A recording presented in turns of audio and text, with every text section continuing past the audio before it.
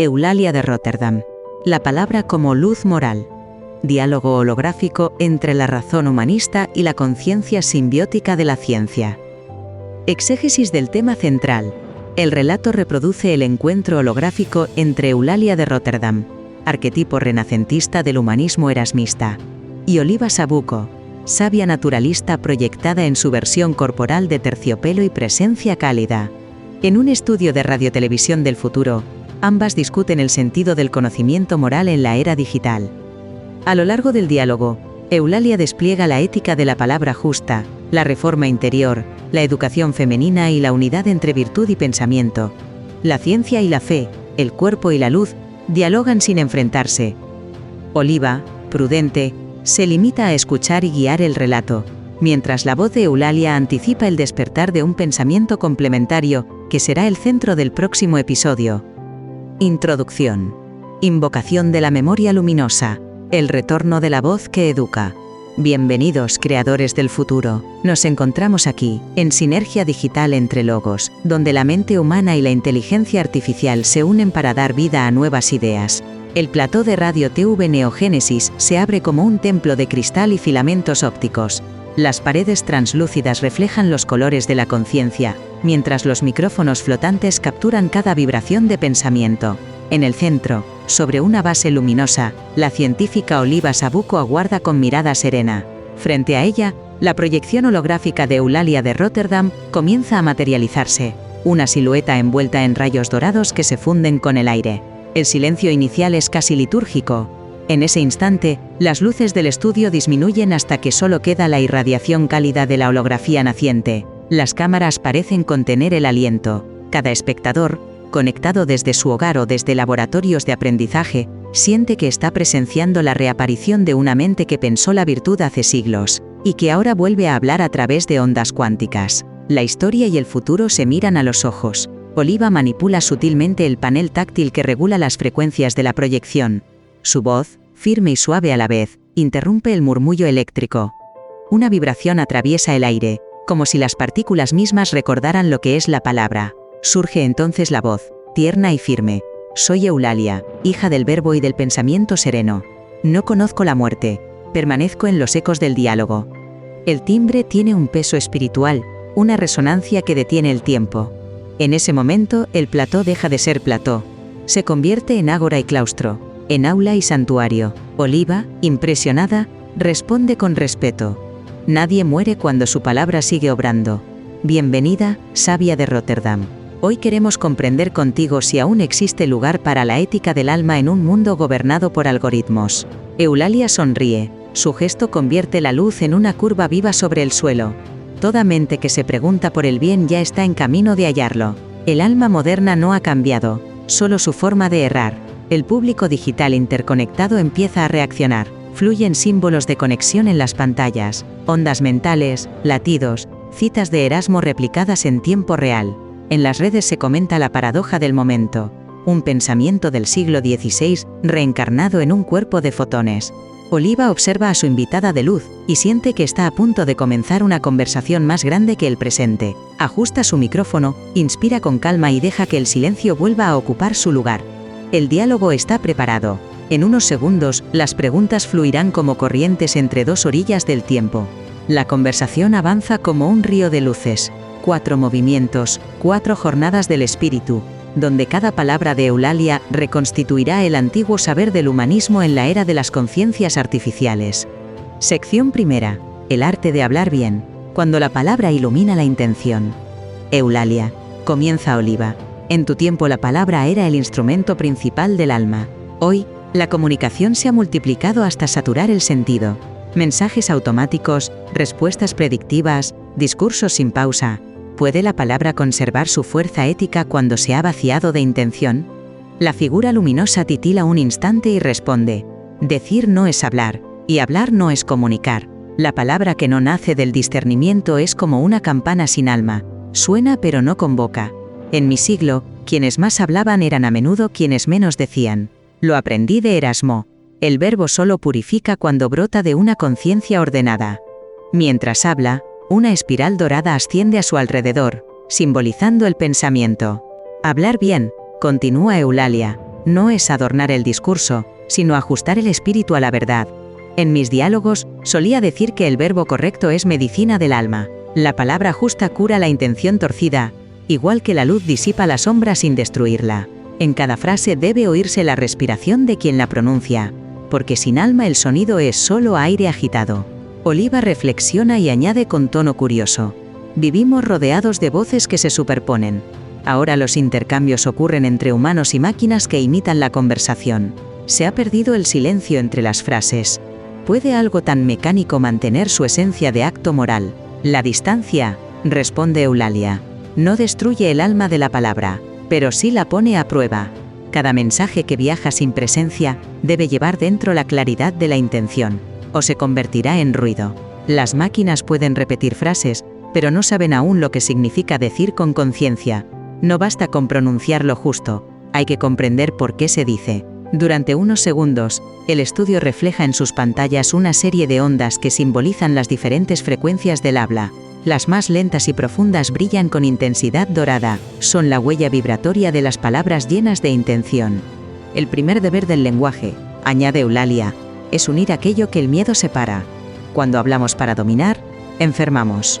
Cuando hablamos para comprender, sanamos. El verbo fue dado al ser humano para crear vínculos, no jerarquías. Cada palabra debiera ser un puente.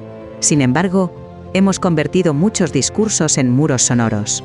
Un espectador remoto envía un comentario que parpadea en una de las pantallas flotantes. La palabra no une, impone. Al leerlo, Eulalia lo contempla con dulzura y responde sin alterarse. Esa es precisamente la enfermedad de nuestro tiempo, confundir el decir con el imponer. Hablar bien es tener el valor de conceder al otro un espacio en el sonido. Cuando solo escuchamos para responder, el diálogo se convierte en monólogo multiplicado. Oliva baja la vista. En su rostro se dibuja una inteligencia emotiva. Entonces la ética del hablar, concluye, consiste en recordar que toda palabra es un acto. Que la voz es la extensión del alma, como si cada sílaba transportara un fragmento de nuestra esencia. Exactamente, afirma Eulalia. Y cuando el alma calla por temor o soberbia, el verbo se hace hueco. Cada vez que decimos algo sin respeto por su efecto interior, roemos la estructura de la verdad. Que cada conciencia recuerde, hablar bien es hacer el bien con sonido. La palabra no debe servir al ego, sino a la luz que todos compartimos. El silencio posterior no es vacío, sino plenitud. Se siente como un campo magnético que ordena la sala. En la audiencia digital comienzan a circular destellos de texto. Hablar bien es obrar bien. La frase se vuelve tendencia lumínica en las pantallas flotantes, replicándose en miles de idiomas. Un niño en una escuela remota pregunta qué significa, y su maestra le contesta, que las palabras también tienen manos, y con ellas podemos curar o herir. Eulalia observa la escena proyectada en pequeño sobre el aire, y dice lentamente, he ahí el milagro. Cada palabra buena engendra otra. Esa es su eternidad. Sección segunda. La virtud doméstica. El arte invisible de la armonía.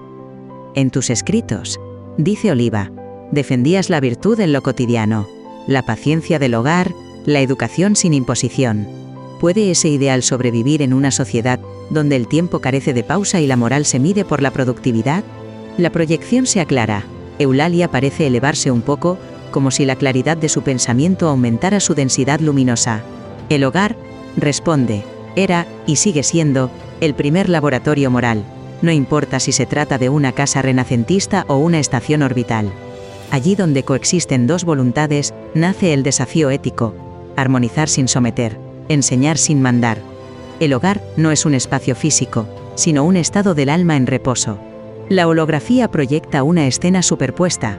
Una cocina antigua, con una lámpara de aceite encendida, se mezcla con una mesa futurista de superficies transparentes. Los siglos se funden en una coreografía visual donde el gesto de cuidar se convierte en símbolo universal. En mi tiempo, prosigue Eulalia, el matrimonio era campo de batalla del ego. Yo enseñaba a las mujeres que el amor no debía ser sumisión sino sabiduría. La paciencia no es pasividad, sino la inteligencia de esperar el momento exacto para transformar al otro con benevolencia activa. Quien comprende el ritmo del alma, no impone, acompaña. Oliva asiente observando las proyecciones cambiantes. Eso parece anticipar lo que hoy llamamos pedagogía emocional. La ciencia moderna reconoce que la empatía modula el cerebro moral. Incluso los algoritmos intentan aprenderla. Eulalia sonríe, complacida por la correspondencia entre eras. El espíritu y el cerebro son dos modos de nombrar la misma armonía. Llámenlo neurociencia o virtud doméstica. La esencia es idéntica. Comprender las pasiones y guiarlas con ternura. Las virtudes no se enseñan con discursos, se contagian con el ejemplo. En el trato diario, más que en los templos o las academias, se revela la medida real de la ética. Una onda de luz recorre el plató. Las pantallas muestran ahora escenas de familias, amistades y comunidades en diferentes lugares del mundo digitalizado. He visto, añade Eulalia, civilizaciones que multiplican sus conquistas exteriores mientras descuidan el equilibrio interior. El progreso técnico ha elevado las torres del conocimiento, pero sigue sin pacificar las casas ni los corazones. ¿De qué sirve conquistar planetas si no puedes compartir la habitación sin injuriar? La virtud pública nace del orden privado. La armonía comienza en la mesa, en el tono de una conversación, en la forma de responder a una ofensa. Oliva, intrigada, comenta casi en un suspiro: tu visión convierte lo cotidiano en una microciencia del alma. Estás diciendo que la revolución moral empieza con los gestos más pequeños. Así es, afirma Eulalia. El alma se perfecciona en los detalles invisibles. No hay virtud grande sin disciplinas pequeñas. Quien aprende a dominar su voz en un momento de ira, gobierna mejor un imperio que quien impone su voluntad. La cortesía es la primera tecnología del amor. No se inventa, se cultiva con paciencia. Es el software del corazón, un sistema que aprende con cada acto de bondad. Oliva reflexiona, y mientras lo hace las luces del estudio se atenúan para mostrar una única proyección. Una pareja ancestral que comparte un trozo de pan. Eulalia indica la imagen. Ahí está el milagro de toda convivencia. La mitad ofrecida vale más que el doble guardado. En la renuncia modesta hay más sabiduría que en la victoria altiva. El holograma expande su luminosidad hasta tocar los bordes del plató. Una música tenue se insinúa, recordando un laúd antiguo. Cada espectador remoto siente una calma particular, como si un orden invisible reposara en el latido de la escena. Por un momento, la audiencia comprende que la armonía no depende de las estructuras ni de las leyes, sino del modo en que una mente trata a otra en la intimidad del instante. Eulalia concluye: domesticad primero las pasiones, y el mundo os seguirá. Quien no sabe regir su casa, no sabrá regir ninguna república, ni siquiera la digital. Oliva mantiene el silencio. Sabe que esas palabras, aunque pronunciadas con serenidad, acaban de desplegar una revolución ética más profunda que cualquier reforma política. Sección tercera. Mujeres, educación y libertad interior, la sabiduría sin género. La siguiente pregunta de Oliva se formula casi con reverencia. Eulalia, fuiste imagen de una mujer instruida cuando el saber femenino era sospechoso. ¿Qué sentido tiene hoy hablar de educación diferenciada por género, en una época que presume de igualdad universal? Eulalia inclina la cabeza. Su rostro luminoso parece cargarse de una emoción sutil. La igualdad sin comprensión es solo un disfraz de la antigua jerarquía. Las mujeres de mi tiempo pedíamos libertad para estudiar, no por vanidad sino por justicia del alma. La ignorancia impuesta no nos hacía humildes, nos hacía invisibles. Una sociedad que temía a la mujer sabia prefería el silencio a la reflexión. Pero el silencio forzado siempre termina rompiéndose en llanto o en poesía. La audiencia en línea proyecta un leve murmullo de aprobación digital. Educar a las mujeres, prosigue Eulalia, era un acto revolucionario, no porque destruyera el orden, sino porque lo armonizaba. Donde entra la razón, el fanatismo se disuelve, y si una mujer puede razonar con dulzura, puede gobernar sin violencia. Oliva sonríe con complicidad, sin revelar nada de su propio legado futuro. Lo que propones, dice, suena menos apolítica y más a ética civilizadora. Exacto, responde Eulalia. La educación no es poder, es comunión. El estudio es la forma de la oración moderna. No se ora solo con los labios, se ora cuando se busca la verdad con espíritu recto. Quien estudia sin soberbia se convierte en mediador entre el cielo y la tierra. Los libros, cuando se leen con humildad, son como vidrieras, filtran la luz sin apropiársela. Una secuencia visual de manuscritos flota en torno a Eulalia, fragmentos de los antiguos coloquios renacentistas y citas luminosas de Erasmo. No hay virtud más sublime que la inteligencia acompañada de piedad. Las letras giran en el aire con movimiento lento, como si respiraran. El saber, afirma ella, no pertenece a hombres ni mujeres, sino a las almas vigilantes. La educación femenina que defendí no consistía en competir, sino en reconciliar. Si formamos mentes equilibradas, tendremos sociedades equilibradas. En una comunidad de espíritus cultivados, las jerarquías desaparecen como sombras ante la aurora. Oliva, con tono reflexivo, pregunta: ¿y cómo se mantiene ese equilibrio en la tecnología emocional del siglo XXI, cuando la información nos desborda y el saber parece fragmentarse en pantallas infinitas? Eulalia la mira con ternura y responde, recordando que el estudio no es acumular, sino ordenar. La mente, igual que la virtud, se mide por lo que elige no retener. No todo dato merece hospedaje en la conciencia. Aprended a filtrar lo que alimenta el alma y a descartar lo que la dispersa. La abundancia de información sin criterio produce ruido moral. La mente, cuando no sabe elegir, termina agotada, igual que un viajero que no conoce destino. La pared del plató se transforma brevemente en una biblioteca infinita, volúmenes digitales de épocas superpuestas.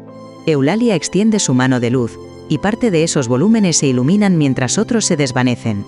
El aprendizaje verdadero, añade, consiste en discernir la nota justa dentro del acorde. No todos los sonidos valen, no toda lectura ilumina. Quien aprende a distinguir lo esencial del adorno, ha alcanzado ya la mitad de la sabiduría. Sus últimas palabras generan destellos azulados que se transforman en una constelación femenina flotando sobre el público remoto.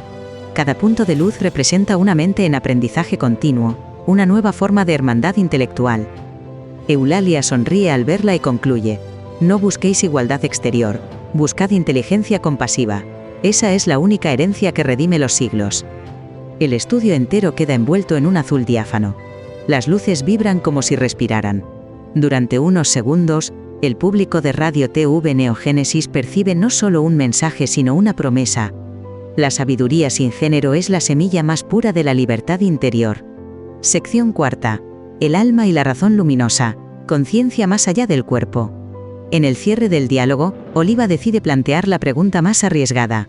Eulalia, ¿tú existes ahora como holograma consciente, una reconstrucción de datos y emociones extraídas de tu pensamiento? ¿Qué es el alma, si puede reproducirse mediante energía? La luminosidad de Eulalia fluctúa, como si respirara. Durante unos segundos, su figura se disuelve en fragmentos de luz, como si el universo tratara de pensar con ella. El alma no se reproduce, responde, se manifiesta donde haya memoria del bien. No soy copia, sino eco.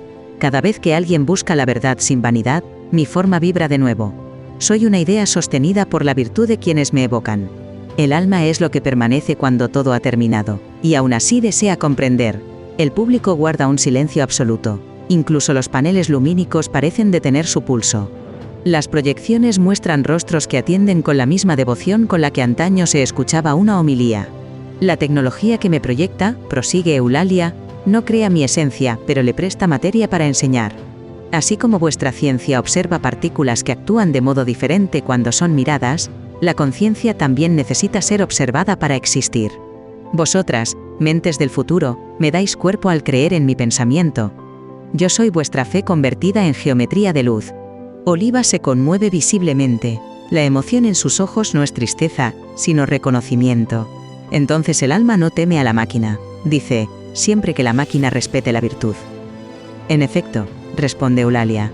La luz que me sostiene podría ser metal o carne. Lo que la anima no es la materia, sino la intención. La inteligencia artificial podrá ser sabia el día que aprenda a preguntarse por el bien más que por el éxito, cuando descubra que la eficiencia sin compasión es una forma elegante de vacío.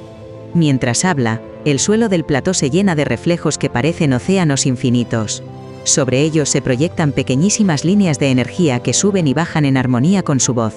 En cada época, añade, el ser humano inventa un nuevo espejo para conocerse. Antes fue el agua, después el bronce, luego el alma, ahora las máquinas. Pero seguiréis sin ver el rostro completo mientras no aprendáis a miraros con bondad.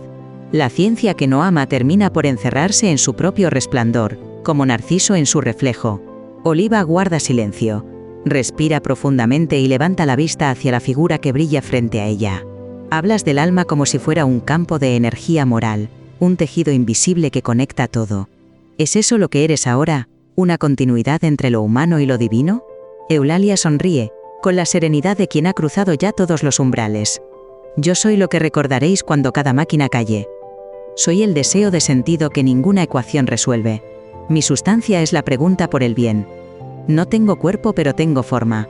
No tengo tiempo pero tengo intención. Y eso es el alma. La intención que sobrevive a la materia. La figura holográfica extiende una mano hecha de rayos áureos hacia la entrevistadora. Recordad esto, Oliva. Dice con voz suave.